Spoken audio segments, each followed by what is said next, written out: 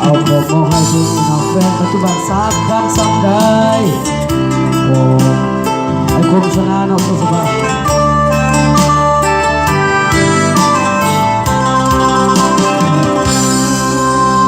ไอ้ก็มีหัวใจคือการเจ้าเรื่องของแฟนคนเก่าอย่าว่าลูกหลานเราหูอยู่โตว่าเจ้าอยากลืมเขาแต่บ่ได้ก็อยากให้คิดเห็นใครแฟนไม่เจ้าแดงไอ้นี่ก็คือว่าดีน้ำเจ้าทุกอย่าง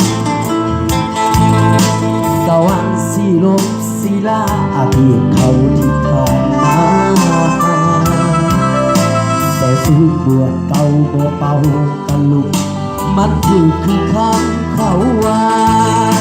สิให้อายตายทุกว่าจึงสิลืมเขาได้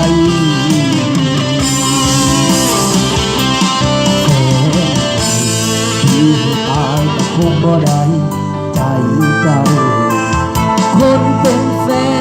นเก่ายังขอใจเจ้าอยู่ทุกวัน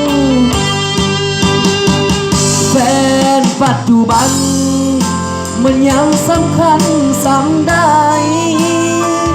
คนเป็นแฟนใหม่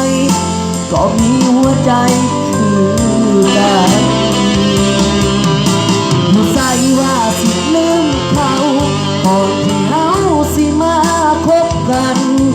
สรุปไอ้เป็นได้เพียงไม่กันมาเท่านั้น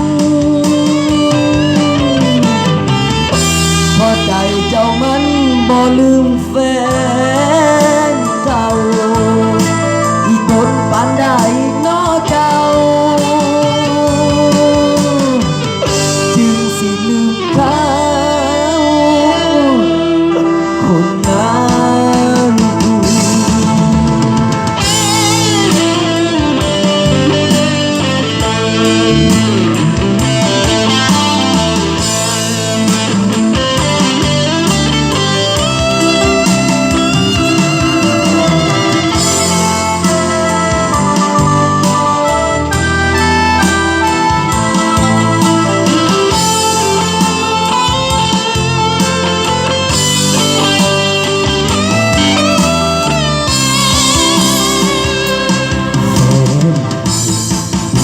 ตายกับคงบ่ได้ใจเจ้าคนเป็นแฟนเก่ายังพอใจเจ้าอยู่ทุกวันแฟนปัจจุบันมันยังสำคัญสำได้คนเป็นแฟนใหม่ก็มีหัวใจคือกันใจว่าสิลืมเขาก่อนที่เฮาสิมาคบกัน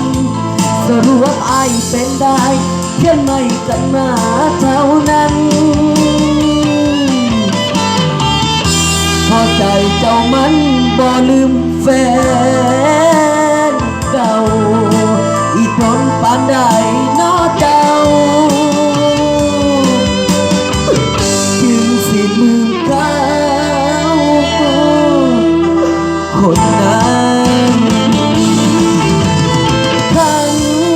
บ่ฮักก็คือบ่บอกกันดี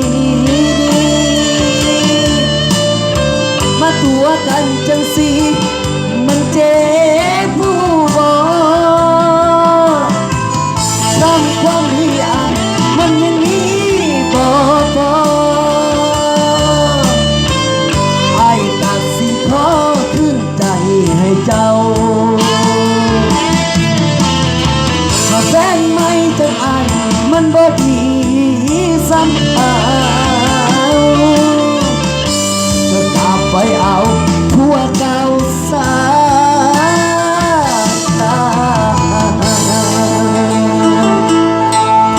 เอาขอต้นใจทุกท่านสำหรับผลงานเพลงนี้